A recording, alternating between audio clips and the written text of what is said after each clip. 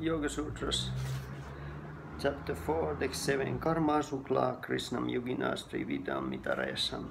The karma of yogi is neither white nor black, or of everyone else it is of three types. So there's three types of karma. There's white, which is the pious acts, good, positive karmic reaction. Then black, Krishna, which is the negative karmic reactions, impious actions, impious results, and then mixed combination of these both.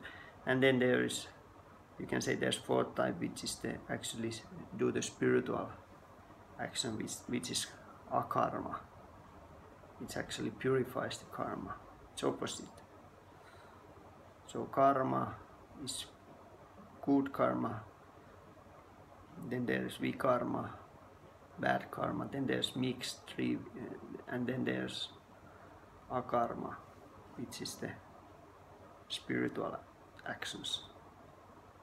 Yoga Sutra Kitsai.